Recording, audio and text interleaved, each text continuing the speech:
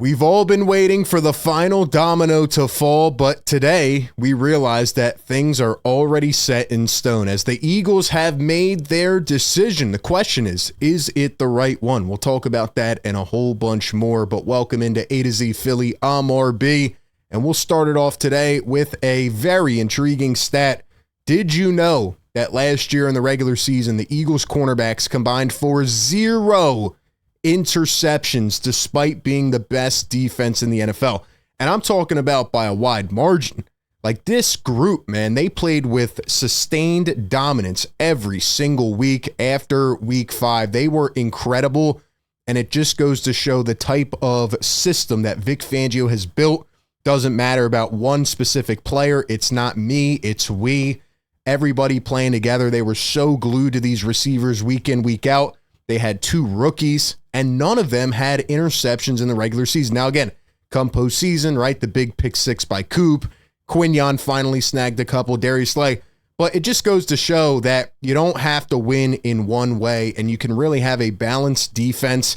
And you saw the way that they played, right, the bend but don't break, but at the same time, they were sticky in coverage, and they were just locked down. They were unstoppable. So I think it's really cool and a good segue into what we are going to talk about today as the Eagles have finally made their decision. But before we jump into that, I want to let you all know that coming this Sunday, turn your reminders, your notifications on. Dallas Goedert, exclusive interview with A to Z Sports. Myself and Ryan Roberts got to sit down and chat it up with our boy, tight end 1, Dallas Goedert. I am so excited for you all to see this. He gave some really good, extensive answers. Just a great interview. Let's talk about these corners because yesterday the breaking news drops, the one domino we've all been waiting for. Ravens signed Jaire Alexander, right? We've talked about him, why he could be a potential fit. It all came down to money. Well, that's what we thought, right? This guy ended up leaving 2 years on his Packers contract. They tried to trade him, didn't work. Then they ended up cutting him, and he was getting paid $21 million per year. We said, if he comes to Philly, he's going to have to take a heavy discount. Well, here are the terms of the deal. I was shocked. Adam Schefter reports that Jaire Alexander is only signing a 1-year, $6 million deal from the Ravens. Now, he played with Lamar Jackson at Louisville, so maybe there was a little bit of advocating there, right? Hey, go sign my guy. But this guy's a 2-time Pro Bowler, and he was playing at a really good level a few years ago. Just because he got injured, right? Yeah, that's the biggest concern, but he still has a lot of game left in the tank.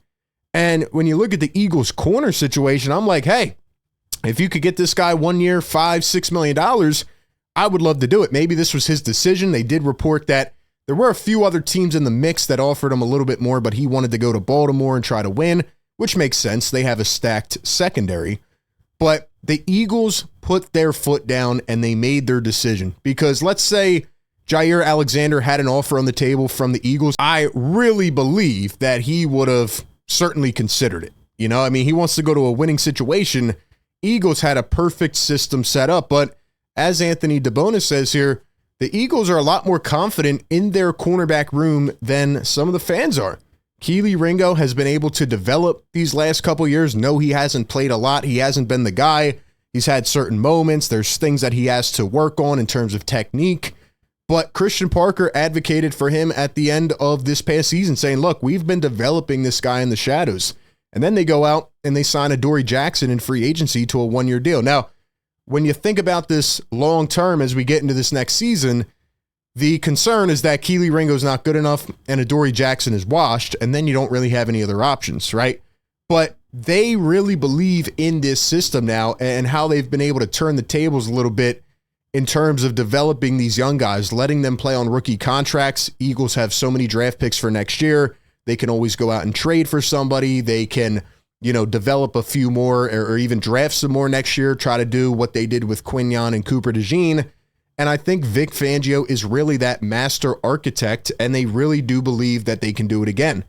Time will tell. We'll see how it plays out. But the Eagles are not signing any other vets. They're not signing, you know, any big-time players. I don't even think they're going to sign Justin Simmons unless it gets to the point in training camp where Andrew McCuba is just nowhere near ready and Sidney Brown isn't ready, or maybe he gets injured again or whatever.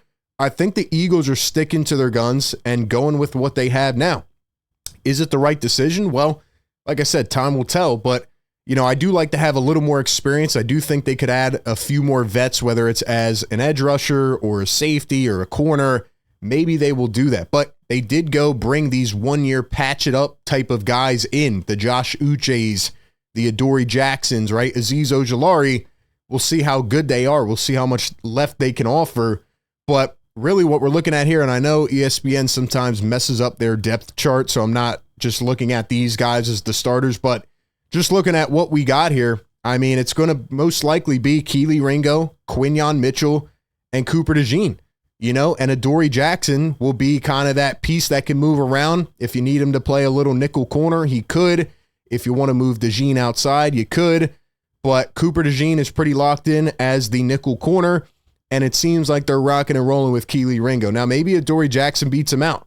Maybe they bring in that vet just like they did a couple years ago with James Bradbury, and Jackson looks way better and more polished. They're going to fight it out in training camp. But I think we are past the point now where the Eagles are going to go get somebody else, unless it gets to the point where they are absolutely forced to. I think they're rocking with what they have. And honestly, I'm not too mad at it. When you look at Kelee Ringo's contract here, I mean, he's 23 years old. This guy has a lot of time to develop. The unfortunate part is that after next season, he's going to be on the last year of that rookie deal. And usually you like to get these types of deals done before they head into that final year. So if Kelee Ringo is a standout star this year, and you think about all the other guys in the timeline that the Eagles are trying to create space to pay, the Jalen Carters and the Quinyons and guys like that, well, you might have a tough decision to make next year, but that's why you have all these draft picks coming up. That's why you can use them as leverage and trade them around or, develop somebody else. So it'll be interesting to see what happens. You also sign Adoree Jackson to a 1-year deal as well. He's 30 years old. He's just been an average player throughout his career. If we look at Adoree Jackson and his stats, right? I mean, he's never had more than 2 interceptions. He played with the Titans, the Giants, who were really a bad team. So maybe it's one of those situations where another New York Giant comes to Philadelphia and plays exceptionally better.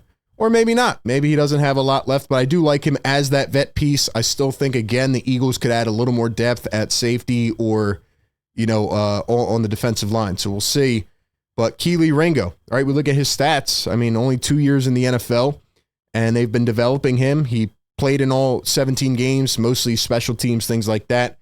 But Kelee Ringo is going to get the job, most likely. He's going to have a chance to be the guy, another Georgia Bulldog, right, who has to step up, has some of that camaraderie with those guys from winning a national championship. So the question is he ready to step up to the plate? I want to see what he looks like in training camp, and then we'll make some assessments there. But I do understand the philosophy that Howie has operated with this offseason. I think he's sticking to his guns, and I think that's a good way to operate. He believes in these young guys. He just saw what they did last year, and I think he believes that they can do it again. Now, let's talk about one of the other guys we just mentioned, Cooper DeJean, because he was actually named by ESPN as the best slot corner in the NFL. That's a pretty high honor, after your rookie season. They say DeJean spent the first month of his rookie year on the sideline after the Week 5 bye, moved into the starting lineup, coincided with a massive defensive improvement, which is crazy and scary at the same time. The fact that DeJean didn't even play in, last year's training camp. He didn't even play in the preseason. It would probably be unrealistic to suggest him as the single driver of the improvements, but he certainly served as a revelation. He was incredible. So many big-time moments, so many big-time games. I mean, really, it wasn't even until like Adam Thielen beat him on a couple routes where we said, this guy's even let up any yards at all. So he's been incredible, but again, it does speak to the higher system of Vic Fangio. But now with the Eagles releasing Darius Slay, DeJean will play outside more in 25, as he'll likely start outside in base defense and work out of the slot in sub packages. But he will be in the slot the majority of the time. He moved all around the backfield in college at Iowa, which should help his chances of handling the added responsibilities. We called him a Swiss Army knife. This guy can do anything you need him to. I am convinced of that. I believe he will be just fine. And the fact that he's already getting these high honors as the best slot corner in the NFL is pretty incredible. It's pretty amazing. So shout out to Cooper DeJean, just a really good, upstanding man. And I think he's going to be a leader on the defense this season. Couple things to wrap us up here today. Nolan Smith predicted to be the X factor for the Eagles this season. Definitely could have another breakout season, add on to what he did at the end of last year.